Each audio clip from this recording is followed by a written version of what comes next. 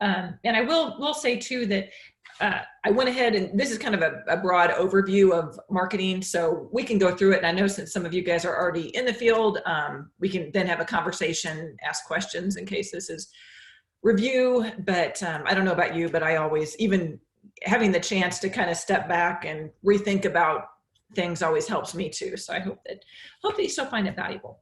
But my name is Jenny O'Donnelly, and so I am with CatchPhrase Communications, and so I've been providing marketing, communications, public relations, media relations, kind of whatever clients needed in that realm for about 20 years, and love doing it. I came to it actually through my education was in English. So I graduated from Westminster with an English degree and then had no idea what I was going to do with it, because contrary to now where they're very focused on asking the kids, why are you getting your degree? What do you want to do with this? At the time, I studied what I liked and what I had an affinity for, which I still think is a good thing to do when you are pursuing your education. But I went from there to get a master's degree in creative writing from University of Missouri. And again, that was not something that was career focused. It was what I enjoyed doing, what I liked doing, and had the opportunity to teach and write. And fortunately for me, in doing that, I also then kind of discovered a few things about communication that really helped me create a foundation for how I approach marketing for my clients. So a couple of those things were, one, we did a lot of analysis of texts. And so we would, my master's thesis was, analyzing 3 novels on how they were structured and how the how the structure of the novel would impact the reader's perception of it and their understanding. And that really fascinated me. And then I also had the opportunity to teach a couple of classes at Mizzou. So one was basic composition, which was great and really helped me understand how the basics are important for everybody. And a lot of people, I can see now as I'm in the workplace, there's a lot of people that don't have those basics. And so companies really do kind of value that. The other thing that I taught was a class on informational design. At the time, I had no idea what that was. And basically they said, teach this, here's the book. And so I kind of taught myself and then taught the course. But it was all about looking at how the structure, again, of whatever you're sharing with your audience needs to be designed in order to help their comprehension. So that I thought was really interesting. So on a basic level, if you've got somebody who's working in a factory and you have to design a manual for them, that will impact everything from the language you use, the education level you're writing for, the design of the piece, how big the text is. All of these things impact how the reader takes that information, how they're able to use it. So as I was working on that, and then obviously as web has increased over the years, to me those things really went hand in hand, because people take so much, absorb so much information from online, and not just desktop, but mobile. And so we are always looking at how what we're sharing needs to be shared via the appropriate medium. And so that was kind of how I got into kind of my personal affinity for what I love doing, and that's creating messages that work for the audience and work for the medium and work for the client. So I'm fascinated by that, love doing it. At the time when I was graduating from grad school and entering the workplace, I was in marketing, and then kind of stumbled upon some clients, and very gratefully then grew my business, and have been blessed ever since. Love what I do. But I know I had a point in my early in my marketing career where I asked my boss, because I thought, okay, I'm coming to this with an English degree, I'm like, I don't have a background in marketing, so I would second guess. And I asked my boss at the time, who he had an MBA, was well educated, and I was like, do I need to go back to school? Do I need to look at this? And he said, nope. He said, read these books and you can do this. And And I just want to say that, I think that's true for everybody. Marketing, there's so many good resources out there. I'm a big proponent for education, but there's so much that we can learn on our own, and, find, and especially with, everything changes so quickly now that you have to stay on top of it anyway. So I think that is a good thing about this industry.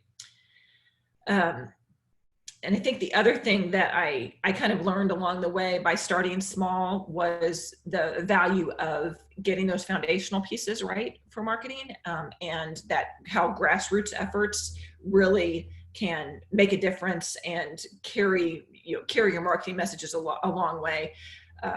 It doesn't matter how big the client is. There's always, even if you have a great big marketing budget, some of the basics, the basics of communication remain the same, and making sure that things are comprehensive and that your messages are coordinated across all your mediums.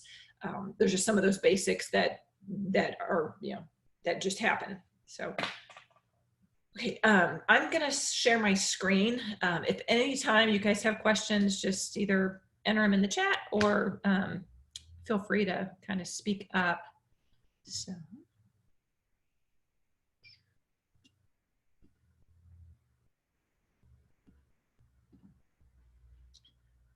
Okay. So before we start talking about marketing, I want to just talk about the importance of understanding what branding is too, because I think before we do anything with marketing, we have to know about the brand. And from an internal standpoint and an external standpoint, knowing that everybody is clear on your brand, that you are clear on your brand, that is what you have to have, because if you don't know who you are, then and why you're doing what you're doing, then the consumer is not going to remember you, that your marketing messages are going to be weaker. So branding is basically the essential truth. It's all your characteristics, your values, it's how your organization's defined. It's the who you are and why someone would want to buy from you. Have any of you heard of Simon Sinek's Golden Circle? I've heard of Simon, but not that program specifically. Okay, so it's a video that he's got on YouTube, and if you guys want to email me, I can email you a link to it at the end or when we're done. But it's a great kind of encapsulation of the why, and basically, the fact that a lot of companies know what they do and how they do it, but they don't necessarily know the why, or they don't share that enough. And basically, it's why should people care? Because if you are if you're making widgets and somebody else is making widgets, your product may be the same, but what's the why? What is your company about that the next company's not, and how does that play into who you are and why you're remembered? So it's a really, and that's what I think is hard for people sometimes to define, because the what and how is there, but really getting to a why that is meaningful can really make a difference. So your brand is also, it's who you are, it's who you want to be, but it's also that public perception, and it's the play of those three things. So it's something, because it can change, and your brand can get, your brand reputation can be strengthened, it can be damaged. And so it's something that's always, that you also always have to be on top of, and making sure that your brand is strong, and that you're communicating, consistently, and that your message, that who you are is authentic, that who you are matches up with what you're doing and how you are putting yourself in front of your audience. Because the stronger your brand, the more successful your marketing will be. People, the more memorable you're going to be, the more people are going to care. And the marketing compared to the branding is, it's moving your customer to action. So it's how you motivate them, how you inspire them, how you're driving them to take action. So it's what you're selling, it's where you make the sales pitch, and it's when you are making it. So there's, in basic marketing, you're going to hear a lot about the 4 Ps, or something that's broken down into the 7 Ps, but basically it's, knowing your product, your price, your promotion, and your place. So these are, your basic building blocks that are going to go into any marketing that you're going to do. And so then when you think about branding and marketing and how they work together, branding is your strategic piece, and then marketing is a tactical. So when you know your brand, you know who you are, you know where you're, what you're about, and then the marketing is the tactical pieces that you bring to it in order to make the sales, advance your brand, and make your company run. So one of the most important things that sticks with me is that marketing is never about you. It's always about them, and them being the customer. I also had the opportunity to have some experience with editorial work. I was editor for Jefferson City Magazine, and did some freelance writing for different publications, and through that was able to do a lot of interviewing. Way back when I worked with Jefferson City Business Times, and would interview businesses and ask them questions. And in doing that, I was always reminded that it's like the business may want to talk about themselves, but it's really that intersection between what the customer wants and needs and what the business has to offer. Because if what the business has to offer has nothing to do with the customer, they're never going to make the sale. So while a business may want to say, okay, well, this is what we're about. Well, you're nothing without the customer. So it's that connection between the two that really matters. And so, as you get into marketing, knowing where and how you fit in before you start anything is so crucial. And even for an existing business, and even if you've done this exercise before, or if you haven't, it's always good to continually evaluate and know where you're at. So, knowing your market, knowing your consumers, knowing your competitors, and how you fit into this. So doing some basic market research is, so valuable to help you provide a marketing plan and marketing tactics that fit what you need to find success. So a couple of ways to do that with market research. And with the market research, we've got of course, the internet is the best and easiest place to do that, with looking at, the different businesses that you're in, research on your industry as a whole to look at trends, tapping into associations and different organizations to see what data they have and how that applies to you, and looking at kind of the forecasting and knowing, what does that mean? So a lot of this you can really do yourself. So, identifying the demographic characteristics of your customers is great. Selecting your appropriate business location to points of sale, looking at, the area that you're in. That market research also helps you establish a brand that resonates and establish competitive pricing. So as you're doing that research, asking, is there a need for my product or service? And that's a hard question sometimes, because sometimes you've got such a passion for what you want to offer that trying to step back and then really evaluating, okay, just because I want to offer that, does that mean that I can make money at it? Is that, and then again, that's where what you say about yourself is one thing, but what the customer needs has got to come to play in that. And so you may be, the best piano tuner in the world, and that's your service that you want to offer. But if there's not enough pianos in your area to offer that service to, the best marketing in the world is not going to change that fact. And so having to look at that, and then also knowing, okay, how do you then innovate? How can you change what you're offering in order to meet the needs of the market? What are the different ways that you can do that? And what are those specific market needs? I was listening to NPR this morning, and they were talking about the fact that, the US is still behind on producing PPE.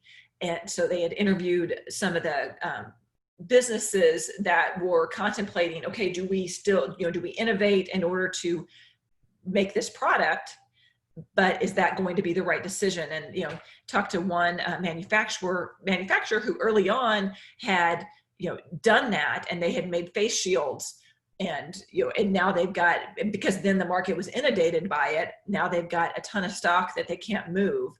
Well, people need the N95 masks. So now he's looking at how long is that market need going to be there, and it's the cost to him to change and invest in changing their processes and what they're making. Will that pay off in the long run? So, and I thought, well, that's a perfect example of, what they were offering may not be as in demand. They changed once, the market then again changed just because of the crazy world we're in right now.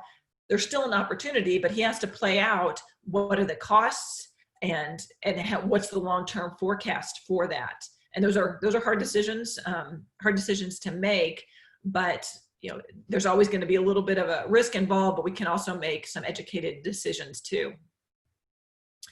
So the market research can also tell you, is my pricing competitive, and where does my business fit into the market?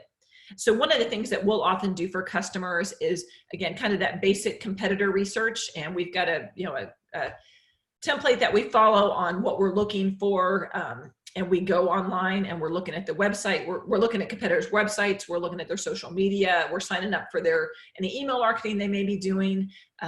And also, doing basic secret shopper, calling them up and find out what, how they're presenting themselves, and getting that information. And then we put it into a spreadsheet. And so we've got this overview of all the competitors, any niches that they may be going after, the brand perception that they're putting out there for the customer.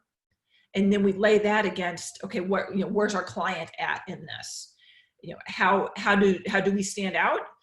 What are the opportunities for standing out? And how does, in the overall marketplace, who our client is, how does that need to be communicated? And we're not trying to come up with a gimmick to make them stand out, but from a brand standpoint, how are we communicating their brand to fit into the market? Are there elements of it that we need to make sure we focus on, or play up, make sure that we are showing how they fit into the market? And that's it's a fun exercise to do. And like I said, that's one that even if you've done it before, staying on top of that is important, because things change, and especially now, looking at how people are doing things, and part of it is part of it's the price of what they're offering, the products they're offering, and then part of it's just that emotional presentation of who they are and what does that say about them, and then compared to what are you saying about yourself too. Jennifer, can I ask a question really quick about the brand reputation? So we have like three to four, depending on how you look at it, different divisions within the company. And the reputation of one division might be stronger than another division. So how do we best maintain the reputation where we're kind of lacking in one division, to where that perception isn't across all the different divisions of the company? I'll just be transparent. Our janitorial division gets kind of the worst reputation because turnover is high. Quality control standards are challenging. And so that's where we get a lot of the negative feedback from. So, our grounds team, people love our lawn guys, like they do a great job. So how do we try to, maintain that high level of branding across all divisions when there's one that's significantly kind of lowering our average score, if you will? And are you marketing it so that, and I'm assuming you are, but I just want to make sure, the Atkins brand is what you're promoting first, and then the sub brands, right? Yes. So we have, obviously we have our main Atkins logo. We did some rebranding about 2 years ago. And so each of these four divisions kind of has their own little sub brand. Mm-hmm. But, we always try to put the company first, mm-hmm. and then try to dive into the details of each of the divisions. So yes, I feel we do that. Maybe we need to do a better job of doing that, but we try to focus on the main brand, mm-hmm. first, and then each division separately. I guess my first thought is, as a main brand, you're going to have some basic, brand pillars and promises that you're making to customers, regardless of what division they're accessing, right? Yes. And so even if one is stronger than another. I think sharing that, because that's kind of the heart of who you are and what you're trying to deliver, is important. And and actually this just happened for one of our clients here recently, where they were having some customer service failures too. And when that happens, making sure that you're going back to those brand promises, and not just, you don't want them to be empty promises, but acknowledging where you're trying to do better and where you want to do better. And then, still reiterating, this is who we want to be, I think is important. So, and it would depend a little bit on how you're marketing those sub brands, but I think, being honest when you need to about where, a gap may be between what you're trying to do and what you are actually doing. I think that is where a little bit of where marketing and operations cross, because until the operational side of things gets fixed, there's only so much you're going to be able to do on the marketing side. But I think from the overall brand standpoint, making sure that you're holding yourselves to still that high level, and then acknowledging where you want to improve. So I guess with the janitorial services, is that coming across like in social media? Is that visible for other people?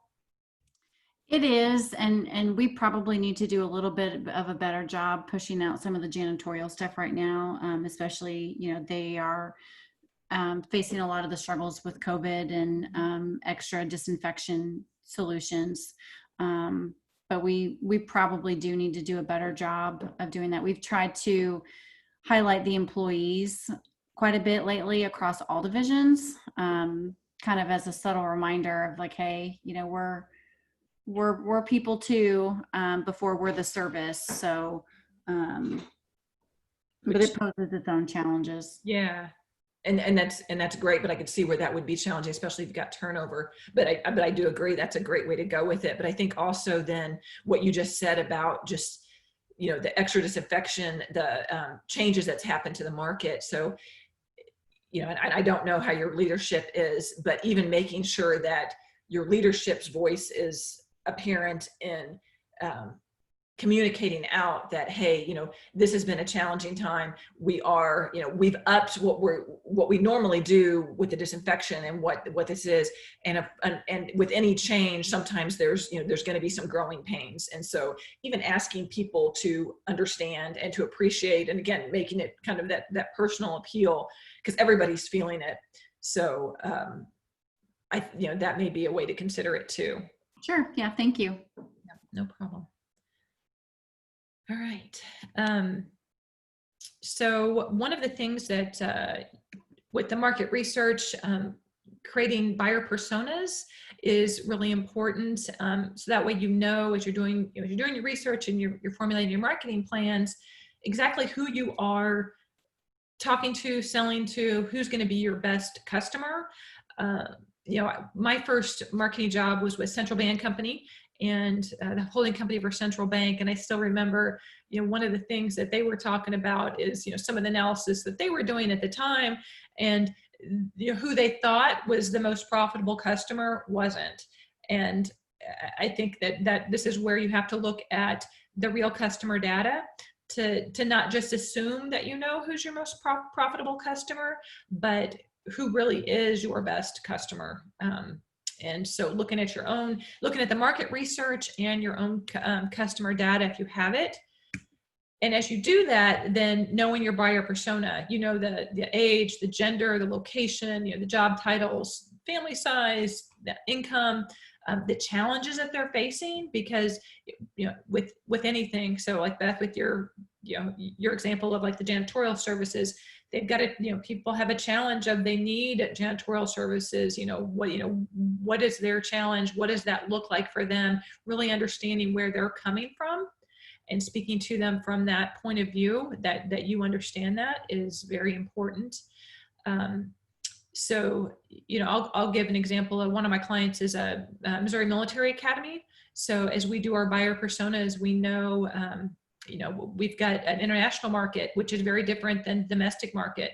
So that international market, obviously location is different, but you know, their challenges and desires is different than domestic. So they see the you know, U.S. boarding school as a gateway to, you know, the colleges, and it's very prestigious for their sons to attend. And it's still going to be an affluent family. So we know that. But when we look at our buyer persona for domestic market, you know, we've got a few different ones that we know, and we try to talk to. Some of them may be ones who understand the military structure and are looking for that for their sons. Their sons want to go into the military. That is actually a small segment. Most of the families don't. And we also know that there is a buyer persona for a family, you know, that's looking for an answer for their sons who need structure, that are not bad kids, but they really flourish with a more structured environment that a lot of public schools don't give, and that a lot of families struggle to give because it's kind of countercultural right now. And so we look at all that and then make sure that our messaging plays into that buyer persona. And as we do that, you know, that's when all of these things come into our unique value proposition and our unique selling proposition. You know, what are we remembered for? What are we doing that somebody else can't do the same, that is going to be very specific to us? So I just pulled a couple to give examples. So I just pulled a couple local websites. So One Canoe 2, and then I, on their about page, pulled their description of themselves and highlighted some words, because even though they're not going to come out and say, hey, this is our USP, you know, that's marketing language, I'm not going to do that, but what their about page should be communicating that. And so like with One Canoe 2, we know who they are: illustration company, spreads joy, cheerful, thoughtful paper goods and gifts. You know, each piece of artwork shows the hand of the artist, embodies our love of home-cooked meals, weekend spent in nature, and all things happy. So with their unique selling proposition, you know, we know they're an illustration company. So right there, you know, they're getting down to their niche, but the fact that there's emphasis on joy and cheerful and thoughtful, that artistry and that kind of that home value, that comes across. And so that's part of their why, right? That they value these things, and that if you want illustration from a company that connects with you on that level, that's who they are. So I think, you know, there is a real good example of just how that language comes across. And with a different one that is not, that is a little bit more technical. So Ovid Bell Press, you know, on their about page, you're going to find, you know, it's the mission of Ovid Bell Press to print magazines, journals, and catalogs for the short to mid-run market, good quality, competitive prices, particular concern for the client's schedule and individual's needs. Yeah, I've printed some things with Ovid Bell, so you know their statement, their mission statement is right on what they do. You know, if you are going to print, if you're wanting to print a postcard for a direct mail campaign, they're not your go-to. But magazines, journals, those short to mid-run market, they're not doing huge publications. They've got that niche, so that's part of their unique piece. The other part that's important for them, the focus on competitive prices, concern for the client's schedule and individual needs, that's what they want to be about. And what they want to be known for is that responsiveness, and understanding that, you know, some other printers are not succeeding with that as well. They want to make sure that the client knows that that individual attention is what they are focused on too. So, as you gather all the research and are understanding your brand and who you're marketing to, and you go to set your marketing goals, actually setting goals is very important. And I think as business owners, and even seeing, you know, marketing directors do this too, we get so busy with the day-to-day that stepping back for the planning and the goal setting and checking in with those goals is challenging. But, you know, if we don't know where we want to go, we're not going to get to the right destination. So it's kind of a cliche, but it's very true. And that's why we need to sit down and do that. So as you create your goals and then pull them into a marketing plan, that marketing plan, if you've done your market research, that market research will really inform it. That marketing plan should include what you found out. Okay, this is a situation we're in. This is the market we're in, and how we're fitting into it. And here's our strategy for growth. Here's our goals, and here's how we're going to get there. So again, you start with the branding, the strategic piece, and then your tactical pieces for the marketing come into play. And that marketing plan should really show the intersection of the two, that your goals, that you've done the thought behind the goals, that you know exactly what, where you want to go, how you want to get there, and you're laying out how to do that. One thing that's really important, I went to this was a few years ago when they were doing Speaking of Women's Health conferences in Columbia, and this was kind of a message they had for a lot of women, but I think it applies here too. But it's like, just because you can do everything doesn't mean you should. And I think, like I said, I think as women, we tend to do that quite a bit, and that, we're trying to get everything done. And with marketing, same way. You can't, if you try to do everything, you're not going to succeed at much. When you're trying to be all things to all people, you're going to be known for nothing. You're going to spread things too thin. So even though it feels a little counterintuitive sometimes to really hone in on your niche, that's going to be your stronger way to go. So, when you look at your marketing tactics and what goes into your toolbox, you've got all of these different options, from search engine marketing and Google ads to social media, and whether you're doing that organic or paid advertising, your email marketing, outdoor advertising, from, billboards on the highway to how you're using your own signage at your own location, inside and out, radio, TV, direct mail, special promotions and events. Yes, was talking to Shane just briefly before this started about, this has had the COVID shifted so much for the chamber on their events. And that was such a big, huge part of what they do. And as he was saying, now they're doing more outreach to their chamber members in kind of more personalized ways. So, that direct touch the customer, a different way to do it too. And I do want to say, like, on this list, don't discount anything. Sometimes I've done, last time I did this webinar, or kind of had this talk with people, some people were like, oh, email marketing's out, don't do that. It's not necessarily out. It really depends on your market and who you're trying to talk to and what that best avenue for them is. So, to give the military academy example again, email marketing for them is very strong, but we've also got two audiences that we're working with. We've got prospective parents, and we've also got current parents, and both are still customers. So for the current parents, the email marketing is huge because they want information so much from the school that we have to keep feeding that to them, and that helps with our retention of our customers. So that's a really key piece. But I see that I've got a client in the spa industry, and email marketing still works for her too. It really depends on the strength of your list and how you're communicating. But like I said, I wouldn't discount anything as an option. It really depends on what your product is and your audience and how you're trying to reach them. And again, things have changed now because of COVID. That I really think, especially initially, that direct mail kind of was back in fashion a little bit, and a good way to connect with people that weren't out and about and trying to get in front of them. So yeah, just kind of being aware of the times and what's going on.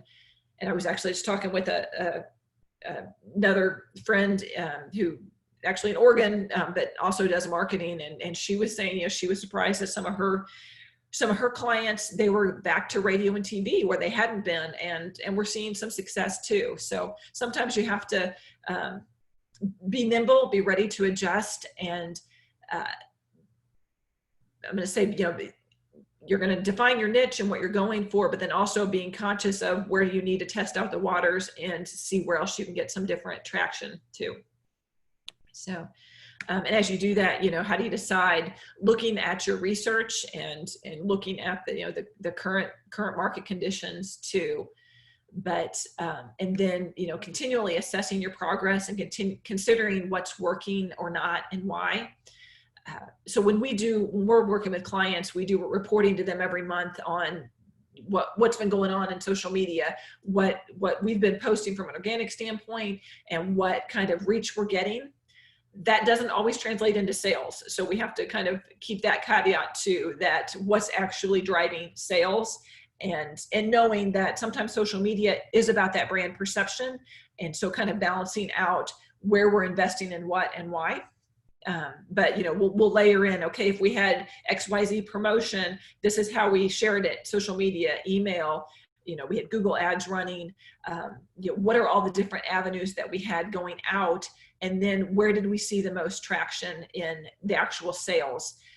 Nothing is black and white and clear cut. You know, there's always going to be some, you know, there's that rule of 7 where somebody has to see things 7 times before they might take action. But there is that piece that should rise to the surface where, okay, you know, what was the one that finally generated the leads, just finally generated the business. And so I think understanding how that all comes into play, and again, looking at your numbers is really important to know where you are getting traction. And, you know, we set up a spreadsheet for that so the client can know, okay, here's where, you know, helping them. And that's a conversation that, you know, you've got to have with the sales team, if you've got one, or just knowing that making the connection between your sales and the marketing, that's really going to inform what you're doing. So, you know, to me, we use that market research, that knowledge of our brand. We create, you know, a brand document, so we've got that. And then we create our marketing plan, so we know, okay, this is our big picture, this is what we are moving toward, these are our tactics. But then throughout the year, as we move through that, just be nimble enough and comfortable enough to, yes, this is our marketing plan, but then knowing where we need to veer and shift a little bit to continue to make progress. That's kind of the overview that I wanted to share with marketing. Do you guys have questions? Are there certain things that you're struggling with that's challenging right now?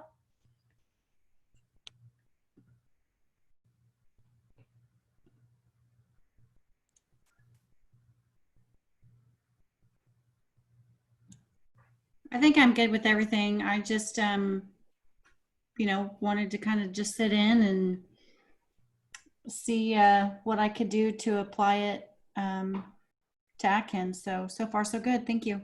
Sure, no problem. And so, in Virginia, with the research, your research question, where does the research come from? Looking online at what you can find from the industry standpoint is part of it. And then part of it, you know, just doing some yourself of, you know, what can you find online about your competition, and how they're operating in the market, and then looking at then how you fit in to that market picture with your own business too. So a lot of it you can find online, and so that's one good thing about the resources that are available.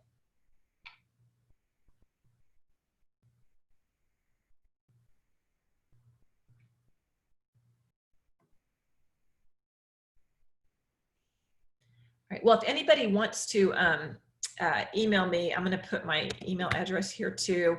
I've got a couple of documents, like our buyer persona kind of questionnaire, and a few of the things that we do when we're doing some of our market research for competitors. So if you want to shoot me an email, I'm happy to email that out, share it with you as well.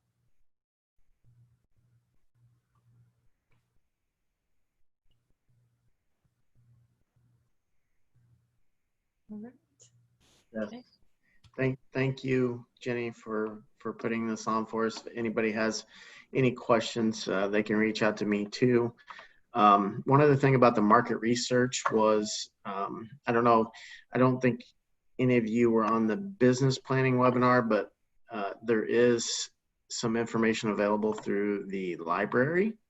If you want to go to the chamber website, callawaychamber.net, under entrepreneurs, a recording of that video or that webinar from last week, that information will be on there, and it's some very good information on where to find some market research. So we're also going to be we have recorded this video as well. So if anybody missed anything, it'll be posted on our website in the same spot. So if anybody has any more questions, we'll wrap this up. And thank you very much, Jenny, for doing this for us. We really appreciate it. All right. Well, thank you guys. Thank you. Have a good night, everybody. Everybody have a good evening. Bye. Bye.